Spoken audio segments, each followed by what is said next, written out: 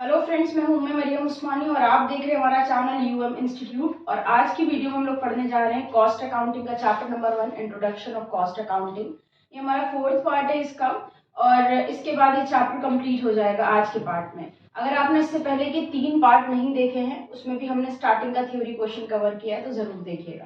तो स्टार्ट करते हैं 4th part, introduction of cost accounting का। इंट्रोडक्शन ऑफ कॉस्ट अकाउंटिंग में आज हम लोग पढ़ेंगे मेथड्स ऑफ कॉस्ट अकाउंटिंग, कि कॉस्ट अकाउंटिंग जो की जाती है उसको किस किस मेथड से किया जाता है, कौन कौन से मेथड होते हैं कॉस्ट अकाउंटिंग के। तो यहाँ पर हमारा फर्स्ट मेथड आता है single unit costing, single costing, unit costing और आउटपुट कॉस्टिंग। तो सिंगल कॉस्टिंग किसे कहते हैं? जब किसी कंसर्न में ऐसी ऑर्गेनाइजेशन, ऐसी बिजनेस इंटरप्राइजेस जहां पर एक सिंगल यूनिट का प्रोडक्शन हो रहा होता है, वहां पर जो मेथड अडॉप्ट किया जाता है कॉस्टिंग का, उसे सिंगल कॉस्टिंग कहते हैं। यहाँ पर सिंगल कॉस्टिंग के कई सारे नाम हैं, यानी आप इसे सिंगल कॉस्टिंग भी कह सकते हैं, यूनिट कॉस्टिंग भी बोल सकते हैं, आउटपुट कॉस्टिंग भी बोल सकते हैं। सिंगल यूनिट हम इसे इसलिए बोलते हैं क्योंकि ये ऐसे बिजनेस में अडॉप्ट की जाती है जहां पर एक सिंगल यूनिट का प्रोडक्शन हो रहा हो। जैसे सिर्फ किसी बिजनेस में बैग बन रहे हैं, या किसी बिजनेस में सिर्फ ऑयल का प्रोडक्शन हो रहा हो, तो एक ही तरह के प्रोडक्ट का अगर आप प्रोडक्शन कर रहे हैं सिंगल यूनिट का, तो उसे सिंगल यूनिट कॉस्टिंग कहते हैं। वहां पे जो मेथड अप्लाई किया जाता है, जैसे यूनिट कॉस्टिंग क्यों कहते हैं? क्योंकि यहाँ पर हम इस मेथड से एक यूनिट की कॉस्ट भी निकाल सकते हैं। यानी अगर आप बैग का प्रोडक्शन कर रहे हैं तो आप एक बैग की कॉस्ट निकालेंगे और उसे क्या बोलेंगे? कॉस्ट पर बैग बोलेंगे। ठीक है। इसी तरह से आप अगर ऑयल का प्रोडक्शन कर रहे हैं तो उसे कॉस्ट ऑफ बैरल में भी निकाल सकते हैं, cost per barrel. Output costing इसलिए कहते हैं क्योंकि यहाँ पर जो आउटपुट बनकर तैयार होता है, जो फिनिश प्रोडक्ट बनकर तैयार होता है, उसकी टोटल कॉस्ट भी निकाल सकते हैं। ठीक है। तो 3 नाम हो गए इसके, single unit, single costing, unit costing और आउटपुट कॉस्टिंग। तो ये हम लोगों का फर्स्ट मेथड हो गया, और ये ऐसी ऑर्गेनाइजेशंस में अडॉप्ट किया जाता है जहाँ पे सिंगल यूनिट का प्रोडक्शन होता है। देन सेकंड मेथड समझते हैं। सेकंड मेथड होता है हमारा job costing. Job costing method ऐसे छोटे छोटे बिजनेस में, छोटी छोटी कंसर्न्स में अडॉप्ट किया जाता है जहां पर स्मॉल लेवल पर बिजनेस हो रहा हो और अलग अलग जॉब में अपने कामों को डिवाइड किया गया हो। जैसे वर्कशॉप हो सकती है, या किसी तरह की रिपेयर शॉप हो सकती है। तो वहां पर एक जॉब की, यानी एक काम कंप्लीट किया, उसकी कॉस्टिंग की, उसमें होने वाला फायदा और नुकसान निकाल लिया। देन जब नेक्स्ट ऑर्डर आएगा तो नेक्स्ट जॉब हम जब करेंगे तो उस नेक्स्ट जॉब का भी इसी तरह से अकाउंटिंग कर लेंगे। तो जॉब कॉस्टिंग उन जगह पर अप्लाई की जाती है जहां पर जॉब वाइज हम लोगों की अकाउंटिंग की जाती है, कि एक जॉब कंप्लीट की और उसकी अकाउंटिंग कर ली गई। देन थर्ड मेथड हम लोग पढ़ने जा रहे हैं कॉन्ट्रैक्ट कॉस्टिंग और टर्मिनल कॉस्टिंग। तो कॉन्ट्रैक्ट कॉस्टिंग क्या होता है? जैसे जॉब कॉस्टिंग पढ़ा, वहां पर एक पर्टिकुलर काम को कंप्लीट किया, एक जॉब को कंप्लीट किया और उसकी अकाउंटिंग कर ली। वैसे ही कॉन्ट्रैक्ट कॉस्टिंग में क्या होता है? जब आपको बड़े काम करने होते हैं, यानी आपकी जॉब लंबे टाइम तक चलनी होती है, किसी चीज का आपको कॉन्ट्रैक्ट मिल रहा होता है, वो काम लंबे टाइम तक चलना होता है, तो उसकी जो कॉस्टिंग करते हैं उसे कॉन्ट्रैक्ट कॉस्टिंग कहते हैं। ये किस तरह की कंसर्न में अप्लाई किया जाता है? ये ऐसी कंसर्न्स में अप्लाई किया जाता है जैसे आपको एक ब्रिज बनाने का कॉन्ट्रैक्ट मिल गया, या एक रोड बनाने का कॉन्ट्रैक्ट मिल गया। मान लेते हैं आप रोड्स बनाते हैं, और रोड्स बनाने की जो आपको एक कॉन्ट्रैक्ट मिला है, तो उसका क्या है? आप जब तक रोड बनाएंगे तब तक के जो भी खर्चे वगैरह हैं वो आप रिकॉर्ड करते जाएंगे। आपकी जॉब लंबे टाइम तक चलेगी, क्योंकि 1 या 2 दिन में तो रोड बन नहीं जाती, या ब्रिज 1-2 दिन में तो बन नहीं जाता। तो इस पूरे कॉन्ट्रैक्ट को कंप्लीट करने में जितना भी आपका एक्सपेंसेस है, जितना भी प्रॉफिट हुआ, लॉस हुआ, वो सारी चीजें आप जहां पर रिकॉर्ड करेंगे और कैलकुलेट करेंगे, उसे कॉन्ट्रैक्ट कॉस्टिंग कहते हैं। ये मेथड ऐसी जगहों पे अप्लाई किया जाता है। देन फोर्थ होता है हमारा बैच कॉस्टिंग। बैच कॉस्टिंग वहां पर अप्लाई किया जाता है जहां पे किसी छोटे यूनिट का प्रोडक्शन बल्क लेवल पे, इस बड़े लेवल पर हो रहा हो। जैसे अगर हमारी साइकिल मैन्युफैक्चरिंग की फैक्ट्री है, वहां पर साइकिल मैन्युफैक्चर होती है। तो अब साइकिल मैन्युफैक्चर में बहुत से पार्ट्स होते हैं। मान लेते हैं साइकिल की रिम बनती है, और साइकिल की रिम जिस जगह पर बन रही है वहां पर इकट्ठा हम 5000 यूनिट रिम की बनवा रहे हैं। तो 5000 यूनिट रिम साइकिल का एक छोटा सा पार्ट होता है, मगर वो इकट्ठा बल्क में 5000 की क्वांटिटी में बन रहा है, तो उसको पूरा क्या बोला जाएगा? बैच ऑफ रिम बोला जाएगा। ठीक है। तो उस जगह पर जो बैच ऑफ रिम है, उससे रिलेटेड चीजें जो हम रिकॉर्ड करेंगे, एक पर्टिकुलर चीज, मेरा प्रोडक्ट तो साइकिल है जो हम बना रहे हैं, मगर साइकिल का एक पार्ट क्या बन रहा है, रिम। तो रिम की जो हम कॉस्टिंग करेंगे उसमें बैच कॉस्टिंग मेथड अप्लाई करेंगे। देन फिफ्थ हो जाएगा हमारा प्रोसेस कॉस्टिंग। प्रोसेस का मतलब ही पता होता है, लगातार जो चीज चल रही है उसे हम प्रोसेस कॉस्टिंग कहते हैं। तो प्रोसेस कॉस्टिंग जो होती है ये इस टाइप की फैक्ट्रीज में या अप्लाई की जाती है, ऐसे प्रोडक्ट में की जाती है जो नेचर में होमोजीनियस हो और एक स्टेप में उनका काम ना कंप्लीट हो, यानी कंटिन्यूअस प्रोसेस में उनका काम कंप्लीट होगा। यानी एक स्टेप में वर्क कंप्लीट होगा, उसके बाद वो दूसरे डिपार्टमेंट में भेजे जाएंगे या दूसरे प्रोसेस चालू हो जाएगा, वहां काम कंप्लीट होने के बाद हो सकता है फर्दर आगे उसको शिफ्ट कर दिया जाए। देन इस तरह से कई प्रोसेस से होकर जब हमारा गुड्स फिनिश प्रोडक्ट में कन्वर्ट होता है तो ऐसी जगहों पे हम जो कॉस्टिंग अप्लाई करते हैं उसे हम प्रोसेस कॉस्टिंग कहते हैं। तो ये हमारा देन नेक्स्ट हम लोग पढ़ने जा रहे हैं ऑपरेशन कॉस्टिंग। तो ऑपरेशन कॉस्टिंग क्या होता है, ये प्रोसेस कॉस्टिंग का भी डिटेल लेवल पर एक मेथड है। तो प्रोसेस कॉस्टिंग हम लोग क्या पढ़ा था, जब किसी एक प्रोसेस को, कोई ऐसा प्रोडक्ट जो कई प्रोसेस से होकर गुजरता है, वहां पर प्रोसेस कॉस्टिंग अडॉप्ट की जाती है। बट ऐसा प्रोडक्ट जो कई प्रोसेस से होकर गुजर रहा है, हर प्रोसेस में बहुत से ऑपरेशंस होते हैं। अभी क्या होता है, हम लोगों ने पढ़ा कि एक प्रोसेस को पूरा रिकॉर्ड करा, देन सेकंड प्रोसेस को रिकॉर्ड किया, थर्ड प्रोसेस, जितने भी प्रोसेस हो रहे हैं उन्हें रिकॉर्ड करके प्रॉफिट और लॉस कैलकुलेट कर लिया, इसे हम प्रोसेस कॉस्टिंग कहते हैं। बट उस प्रोसेस के अंदर जो डिटेल में सारी चीजें हो रही हैं, जो हमारे ऑपरेशंस हो रहे हैं, जो काम हो रहे हैं, जो चीजें आ रही हैं जा रही हैं, उन सबकी जब हम अलग अलग कॉस्टिंग करते हैं तो ऐसी कॉस्टिंग को हम ऑपरेशन कॉस्टिंग कहते हैं।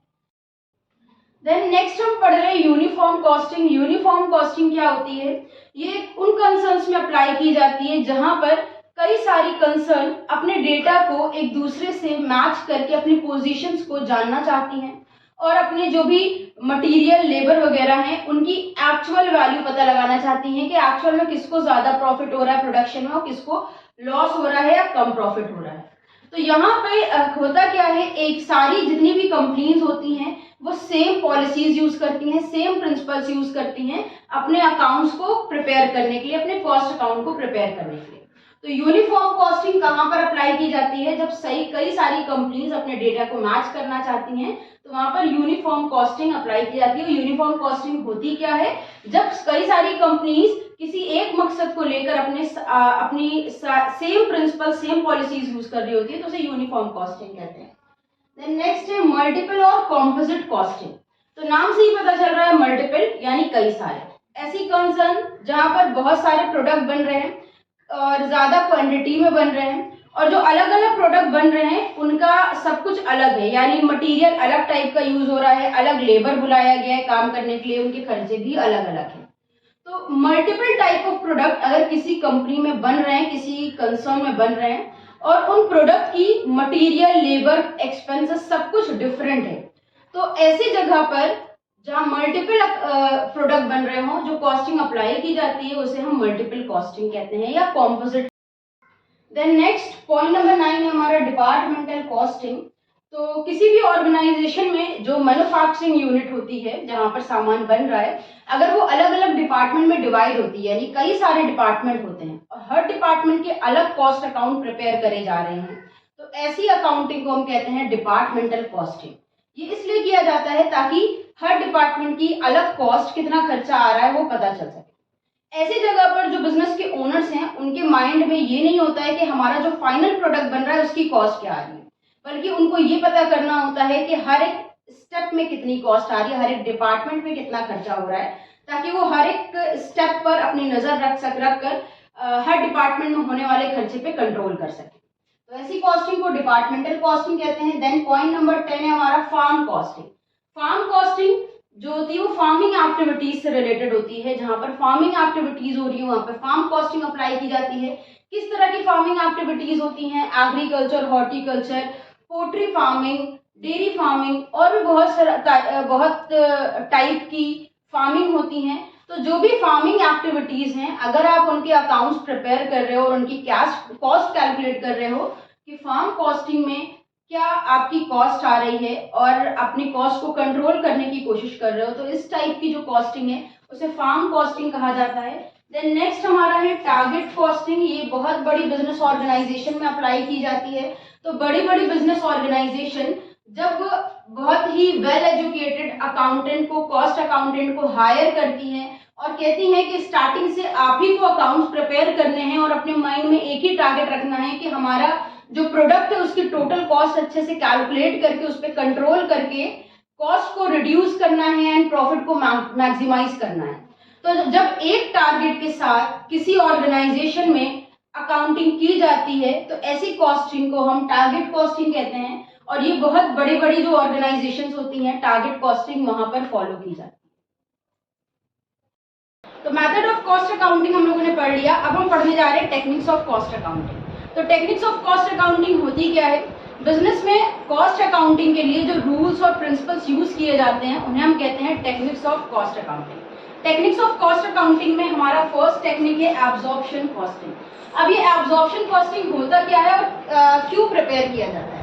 तो एब्जॉर्प्शन कॉस्टिंग का यूज मोस्टली नोटेशंस और टेंडर्स को प्रिपेयर करते टाइम किया जाता है। एब्जॉर्प्शन कॉस्टिंग का यूज कहाँ पे किया जाता है? नोटेशन और टेंडर प्रिपेयर करते टाइम किया जाता है।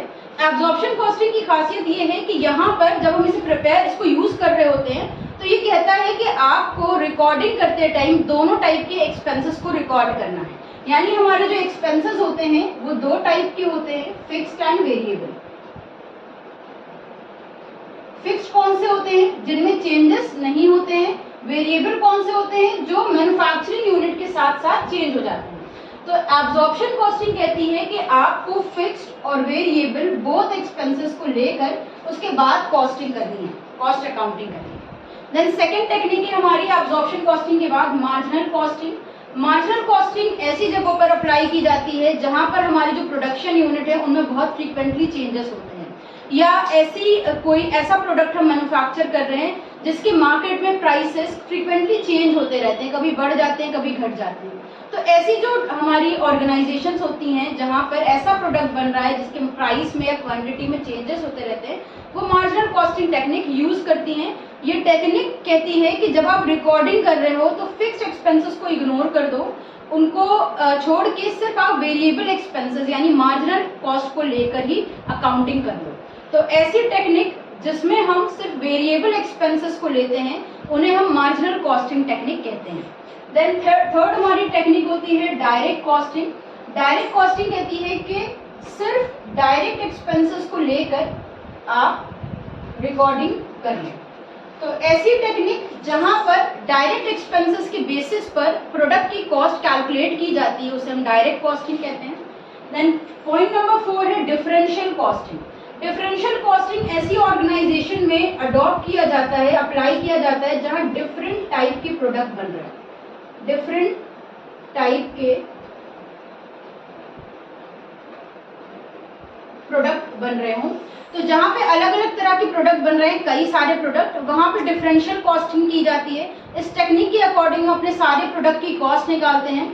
कॉस्ट निकालने के बाद हम उनका कंपेयर करके ये जान सकते हैं कि कौन सा प्रोडक्ट हमारा ज़्यादा प्रॉफिटेबल है, कौन सा प्रोडक्ट हमारा लॉस मेकिंग है, और यहाँ पे हमें ये डिसीजन लेने में भी ये हेल्प करता है कि कौन से प्रोडक्ट का प्रोडक्शन बढ़ाना है और किसका प्रोडक्शन हमें शट डाउन करना है। देन डिफरेंशियल कॉस्टिंग के बाद फिफ्थ कॉस्टिंग है स्टैंडर्ड कॉस्टिंग।